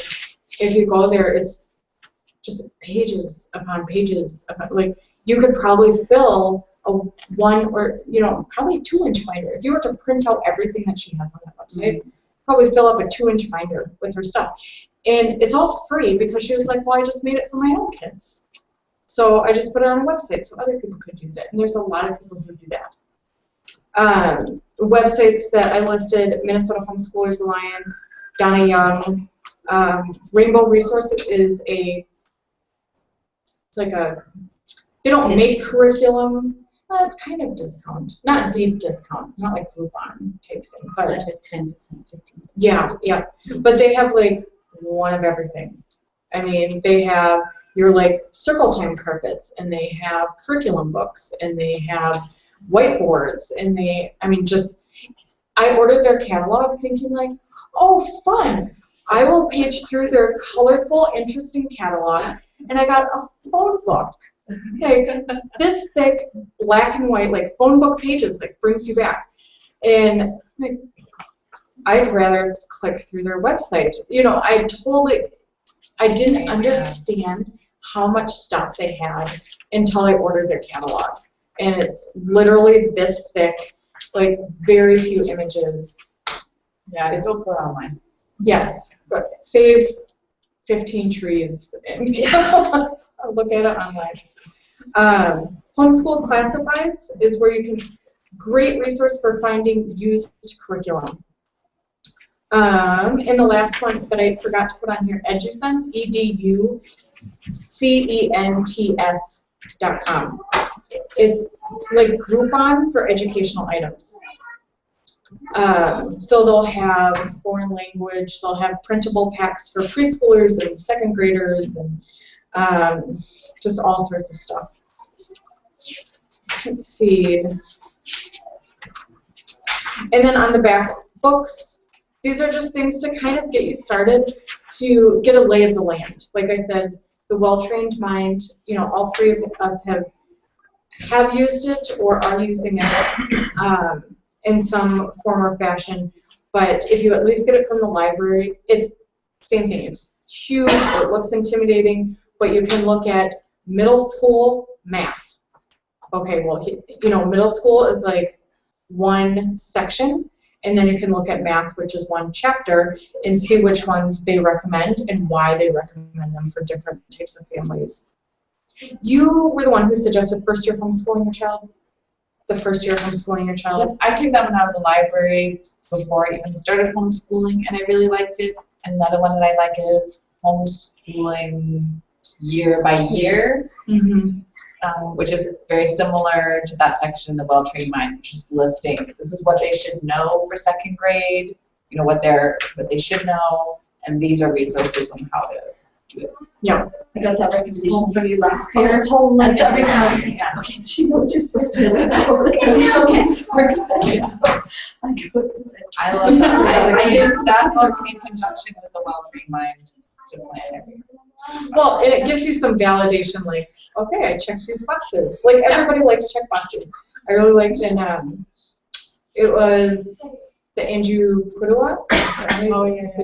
Yeah, in his C level writing curriculum, he's like, there's something about a checkbox where you're like, yes! My daughter thinks he's hilarious. So, like, she's an IEW fangirl now. But it was just funny. He's like, you have to have those check boxes. There's so much satisfaction. So it's nice to have that. Charlotte Mason, home education, even if you don't use like the Charlotte Mason method, just her ideology of education in general, that it's not just like, here's facts that you should remember, here's things that you should know. It's, you should have fresh air in your house every day. You should keep your windows open as long as you can. You should go on walks every day, be done with school. Outside every day, yeah. Because we're so like, you're not in your house, you're not learning, you know, and she, just reading her book, even if you don't use her method, helps kind of open your mind to like, learning happens outside of your kitchen table or outside of the classroom. Which one was that? Sorry. The Charlotte Mason home education book. And then I put Mary Pride, her complete guide to getting started in homeschooling, another very large book, you know, like full 8.5 by 11, a couple inches thick. And that one is very step one, know what your goals are. I mean, that was like the most valuable piece, figuring out your goals, because it's like, well, I want to educate my child. That's big. Everybody wants to educate their kids. Is your goal that they will be a scholar? Is there your goal that they will be well-rounded, that they will have a deep religious education, that they will want to volunteer as an adult? You know, all of these different things. And then she'll talk about the different types of learners beyond just visual learner, kinesthetic, those type of things. She'll talk about, you know, Billy really likes to have, you know, worksheets and just wants to be done with it.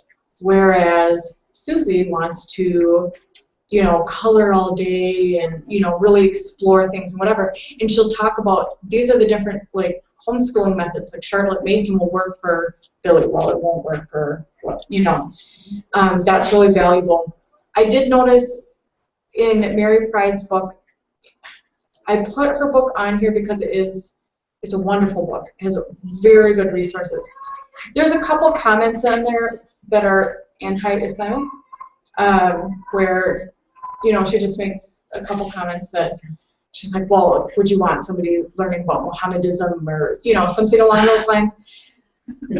But in total, the book is worth skipping over the couple things where she does not necessarily like Islam. So I think that in the homeschool community, like the Christian community has really paved the way in this country for homeschoolers. That's so why it's so we easy will for us. obviously come into contact with some things that are like not exactly a fit for us, but that we just take the wisdom that is there and then well, because take the good and leave the what doesn't be. Yeah. Well, because I mean, really, that's what we have to think for it being as easy as it is. Because in the 80s, I mean, people were going to jail. Like, you're not sending your kid to school. Well, that's against the law. It wasn't legal and it wasn't illegal at the time. And some states treated it like it was illegal and treated the parents like they were criminals.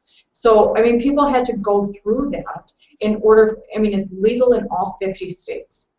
Then the requirements for it being legal are different state by state, but in every single state in the United States, you can homeschool without question. It's worth actually getting these books from the library. and feel if it's something that you want to invest in. I mean, the well-trained mind, I think I hogged my library copy for 6 months before I was like, okay, you know what, I need to go buy my own copy now. But, you know, it's our 3rd year and we're using it. And, you know, it's marked all over the place, and, you know, and I'll use it for my younger one too. So, yeah, it's worth checking them out from the library first and see if it's something you actually want to invest in and have on your bookshelf. Yeah. Standardized testing, I put 3 here. Bob Jones University, and I listed the tests that they offer. So Stanford Achievement Test, Iowa Test of Basic Skills. Seton does California Achievement. That's one where it's only English and math. Stanford Achievement, so on and so forth. And then Peabody, again, is that verbal test. And I put, okay.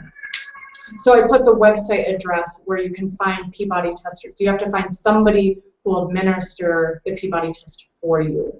And again, if you look at reallifeathome.com and look for Ultimate Guide to Standardized Testing, it'll say which ones you can administer to your children and which ones it has to be a 3rd party.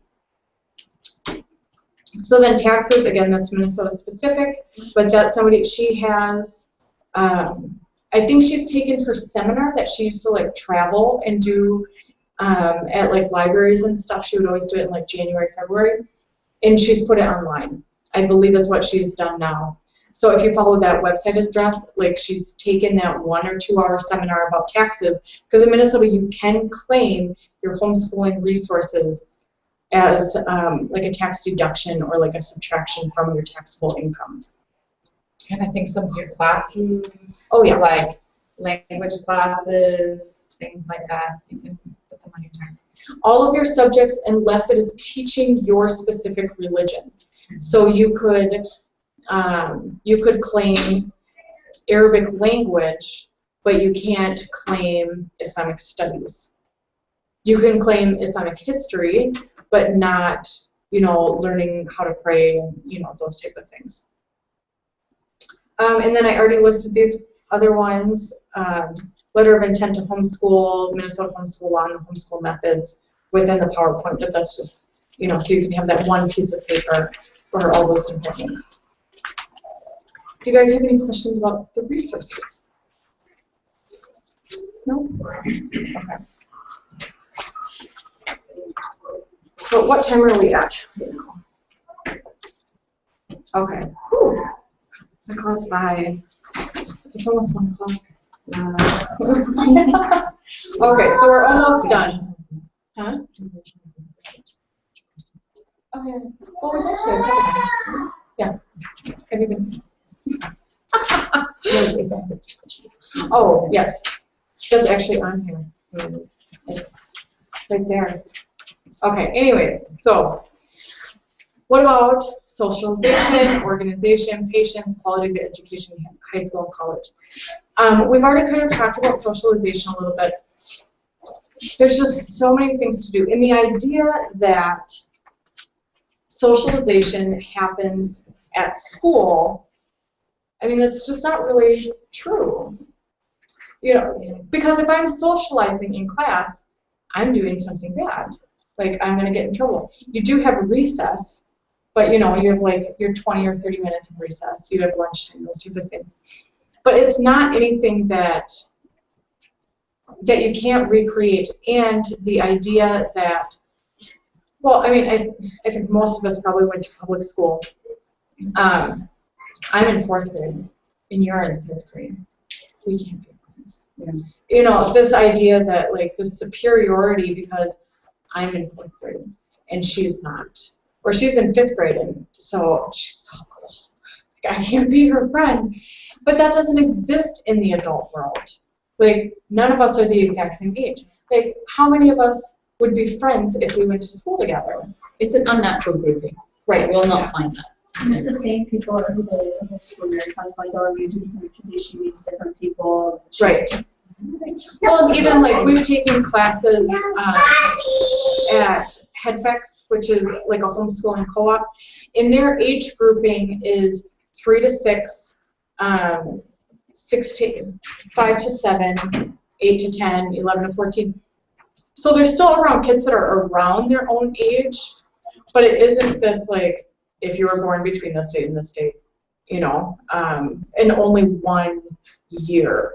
Because like we said, it's very abnormal to have that. I mean, even in college, you don't have that. It's an artificial environment.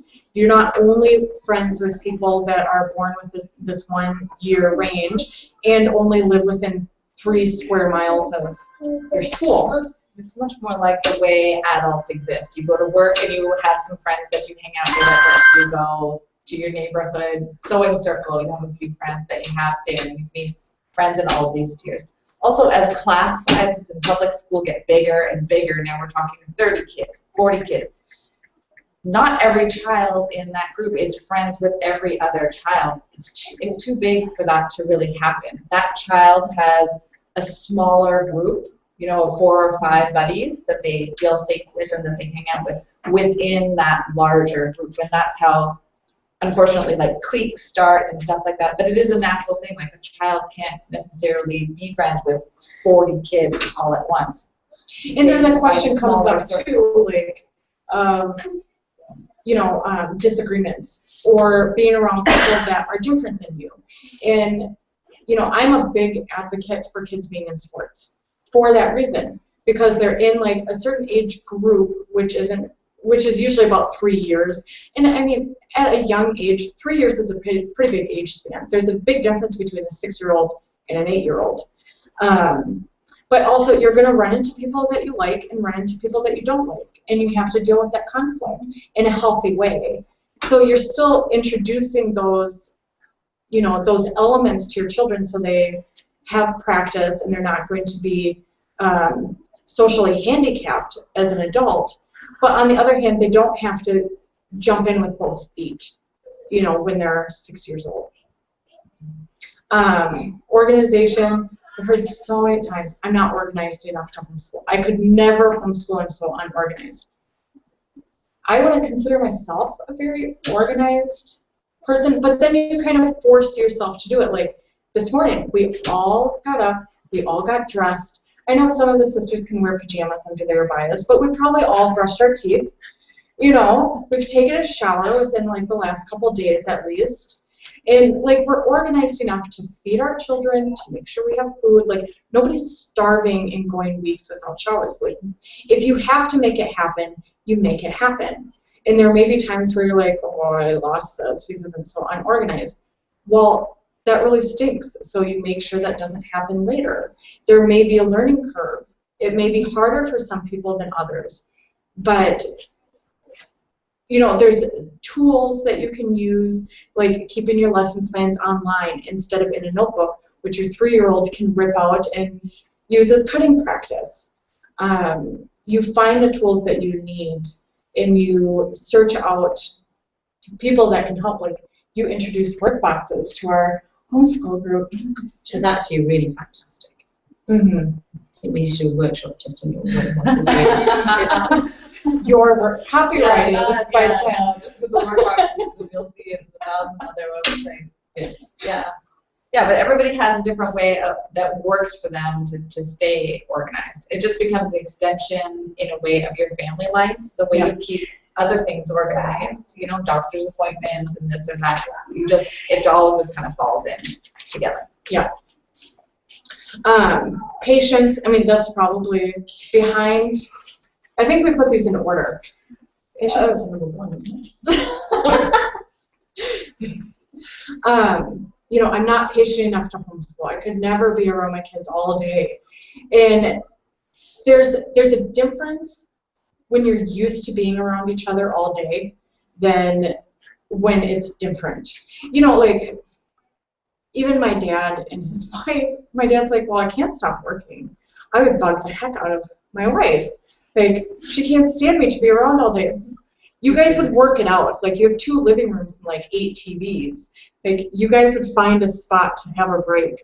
Or, you know, when my husband stays home from work, I'm like, well, now my day's thrown off. Like, what do I do now?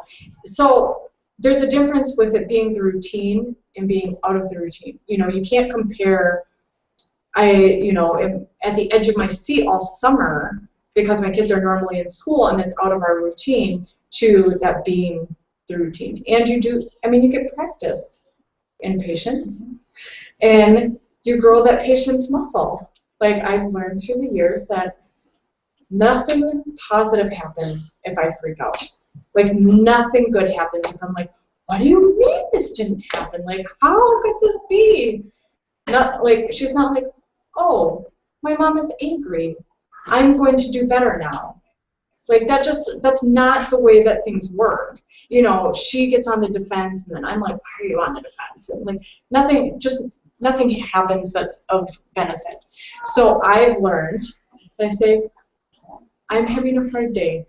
I'm having a hard time understanding why this is happening. We need to take a break, but this is something that we need to address. I think also, some parents might think, well, you know, I can't even get my kids to do homework, so how am I going to teach them? But you'll be surprised that the dynamics of homeschooling is different to the dynamics of getting your kids to do homework, right? Because homework, kids would have been at school all day anyway, and then to ask them to do an extra wad of work when they've already been mentally exhausted through the day, it's easier because you're working with a fresh mind, and you're working on this pre-knowledge of how your kids work. So if you think that you're not going to have patience to teach them, you'll be surprised. I think probably that's the only area of my home where I really have patience, is when I'm teaching them. It's not in the cleaning up, it's not in getting food on the table, but that's, you know, I think it's probably one of those areas where, you know, Allah's willing to raise our game. And you learn quickly, like we were saying earlier, like when their good time is and when your good time is. Like, I know, like, after 3 or 4 in the day is my low energy time. It's my time when I'm the least patient.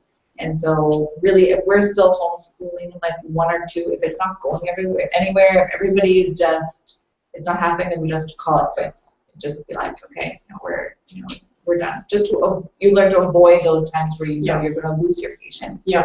You get a sense of like, because you're not under somebody else's timetable. Because that's the thing with like homework. Like, this has to be done tonight. Your teacher is going to be asking about this tomorrow. You know, we don't have the option of waiting until next week or tomorrow or whatever. You're under your own timetable. And if it starts to stretch out, you know, I've heard of a lot of families that are like, yeah, you goofed off during the year and, you know, you didn't listen. You possibly didn't listen, or, you know, we just didn't have good enough follow-up. And so you're working through the summer.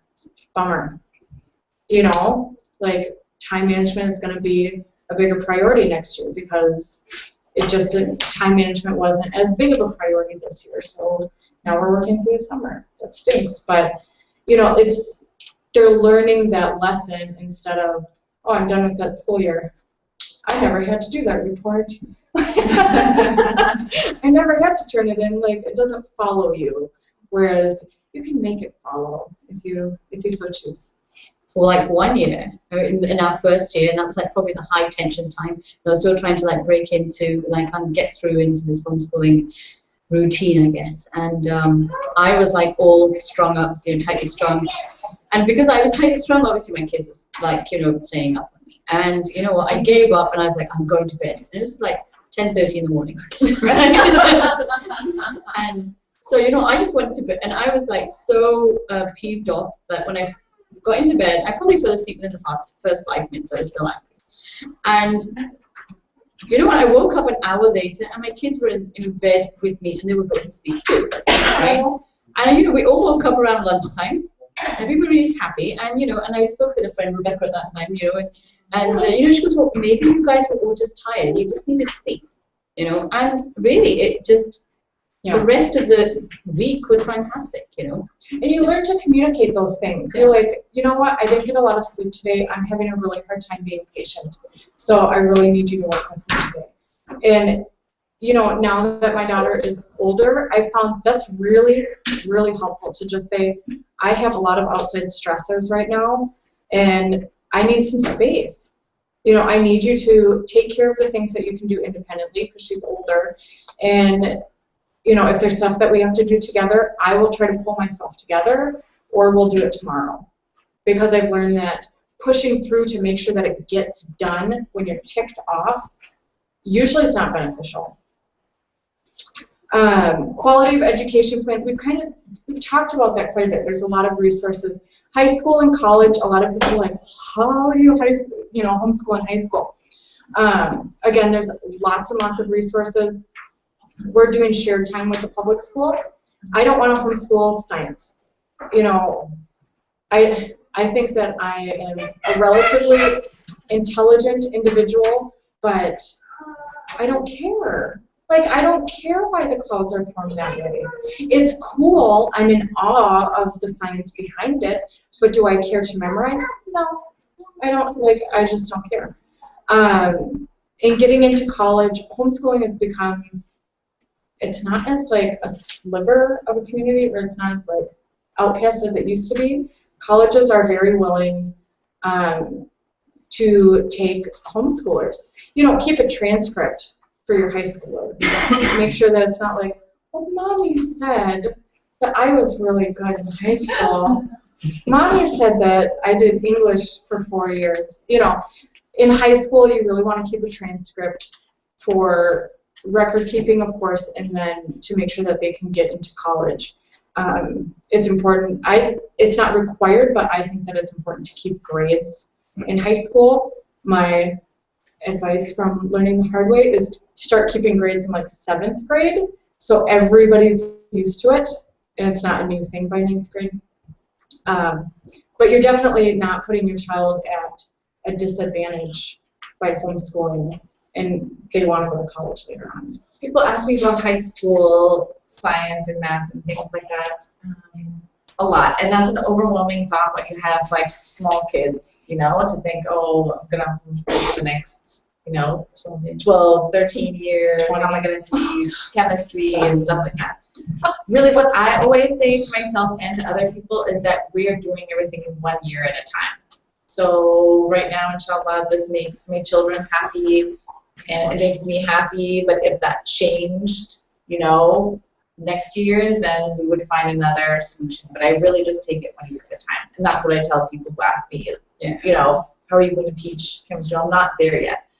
So far, everything that I wanted to teach them, I've tried to find a way. And you can use other classes, online classes, courses, other things. Co-op classes. There's a couple co-ops in the homeschooling co-ops in the Twin But that can Cities. be overwhelming if you're just considering starting. Let's go 1 year at a time. And that probably is the best way to do it, really. And her advice probably is really the way to go. You will get so many people. What do you do when you get to high school? I get it all the time. Yeah. I don't know.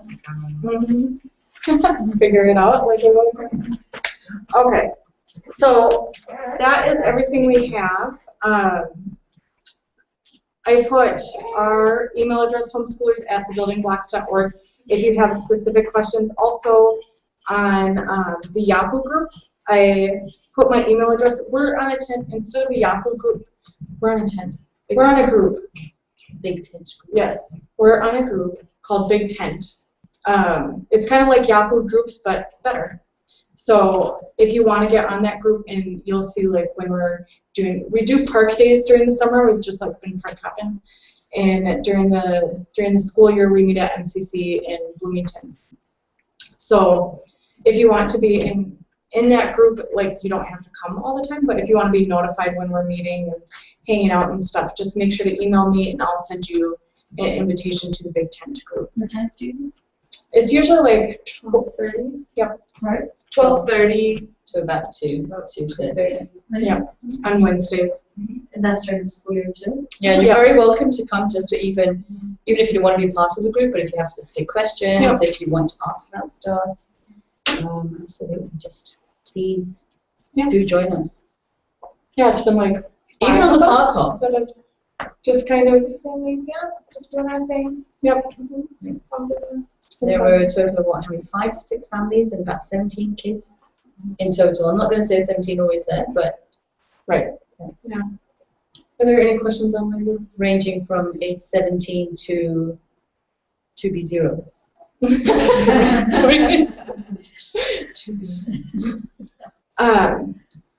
you guys have any other questions I do real quick. You had mentioned about shared time in public school. Yeah. So she can, I guess, is that dependent on the district, like, or is it all across? I believe it's a Minnesota state law that you are allowed to do it. Now, whether the district has space to do it, I think is another question. Our district is known for being, the Burnsville district is very known for being homeschooler friendly. Because basically your district is getting that money for your child anyway. If you're a homeschooler, like, you're paying for that curriculum, plus your taxes are going to your home district. So it's like you're donating. So what age does shared time Shared time. start? I think you can do it. Kids, yeah, elementary. Yeah. So it works for elementary too? I assume so, but I don't know. Because really, People are generally more interested in the higher grades than Yeah. the lower. Yeah. because she's going to be taking like a ninth. Gym class or like an art class. You know? There are gym and art through like, well, in YMCA has gym and swim. Yeah, or stop doing that. Oh. We had a homeschool gym. for like 1 There's also a gym class in Minnetonka that they have. So there's a few. You can ask. You can always ask. Yeah. And art classes too are very, very popular. Nature centers have art classes. And if you sign up to HS Adventures and EchoMN, there are people who are advertising, various PE classes, sports classes, arts classes, which are not, You're not going to find them like through Google search. You have to be on those Yahoo groups. Yeah, so it's sign up for those. They really are very good Google groups. Yeah, I think it's just convenience. It's like right there at the elementary school, and it's pretty good. I know all the subjects all day, but Yeah.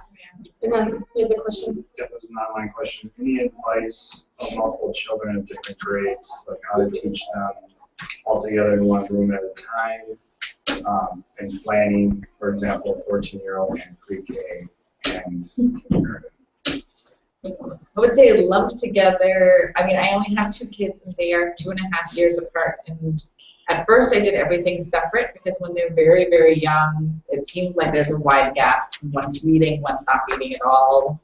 But as they get older, there's somewhere around in the middle where I started to be able to lump together geography, history, science, are not all lumped together. Starting to lump together language arts, it's really math that they're separate on, and lump together their Arabic. So as time went on, I always find you can ask a child to reach a little higher. Just ask that smaller child just to reach a little higher and see what you can do. And I still now, even though they're starting to get more independent, I have one sitting at this elbow and one sitting at this elbow. And I sit in between them with my coffee, as we mentioned before. One has her stuff here, one has, so I can just go back and forth with the things they like. But mine are pretty close in age. You have a much bigger age gap to deal with. Some, high school and someone smaller. Yeah. So I have my 14-year-old, 3-year-old, and 1-year-old. Last year, what I did was my oldest had her thing that she was doing, and then I signed up my 3-year-old. At the time, she was almost 3 and then turned 3 for a preschool class at MCC at the masjid, and that was really nice for them. Amina got her thing done. Kira had hours. She had 4 hours on Tuesdays and Thursdays that she had the house to herself. So she could do her work, and she doesn't have her little sisters running around or whatever. Because at the time we lived in this 800 square foot living space, and she didn't want to use the basement. So, anyways, that worked out very well for them. By the end of the year, I was totally burnt out. Don't talk to me. I don't want to drive you to your friend's house. I don't want to drive anywhere, because I was driving here, and then I was driving there, and I was doing this and driving that. Every day, I was driving somebody somewhere. And when you're trying to get a 2.5-year-old and a newborn, and you're trying to get everybody in the car, and it's like, you just had on your underwear. Where did they go? I had you dressed, and like, no, you're not. No, I was totally fried, so I would not suggest doing that again. Well, I mean, maybe for somebody who has it a little bit more together. Like, I don't have a morning routine of like, we are all dressed and our teeth are brushed by 9 a.m. Like, we just kind of get to it throughout the day. And sometimes, you know, I might brush my teeth right before my husband comes home. Teeth brushed by 9 a.m.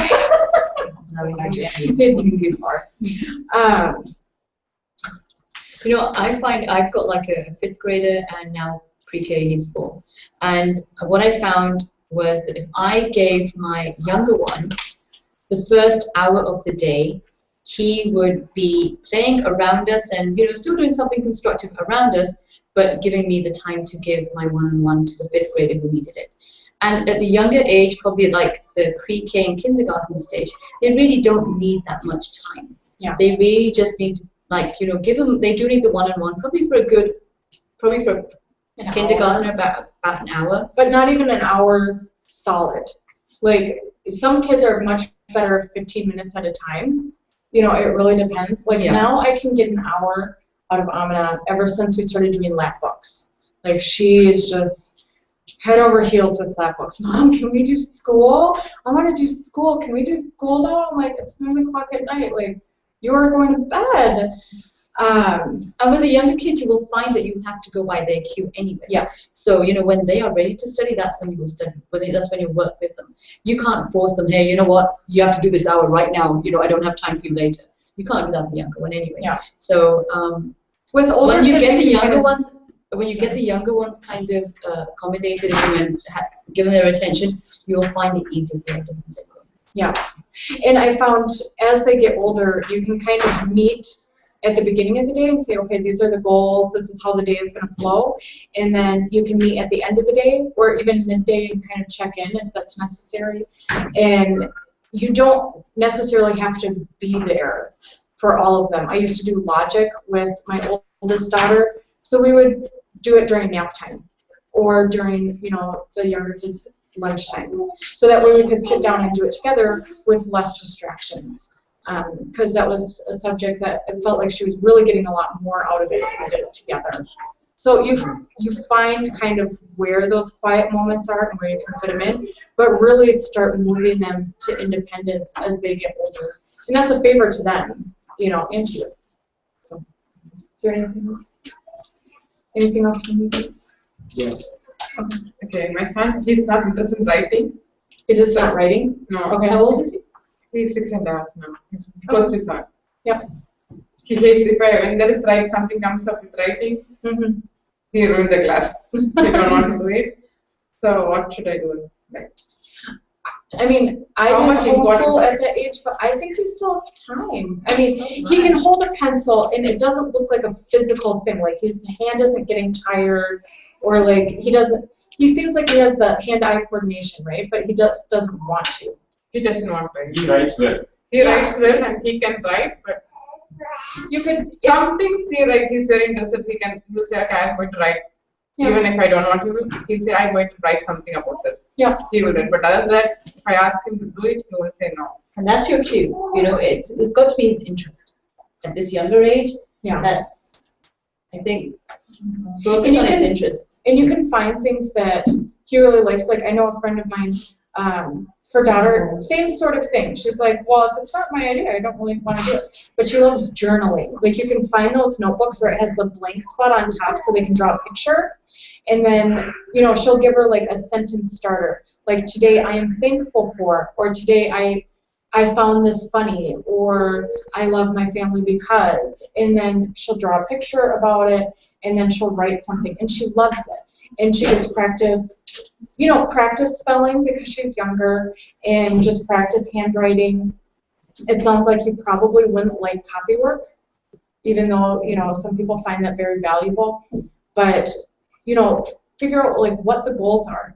You want to make sure that he's starting down the spelling road, and that he is working on at least handwriting to a point where everybody can read what he's written, and that he can communicate at some level. And it doesn't always have to be how the book tells you to do it.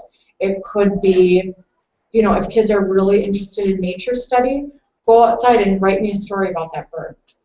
You know, or describe it. Draw a picture and then, you know, to a point and then describe it. Or tell me a story. What is that bird's family like? Because you're still meeting those goals, but it's not necessarily, okay, write this sentence out for me, or, you know, fill in the blank. Because it sounds like maybe he's not a fill in the blank kind of guy. You know? So that doesn't affect him, like, he know the things, but he don't want to write it. I would say I would not be worried if he can do it. He can hold the pencil. He can write. His handwriting is legible. He just does not want to. Then I would not be that worried about it. Okay. I would more try to avoid.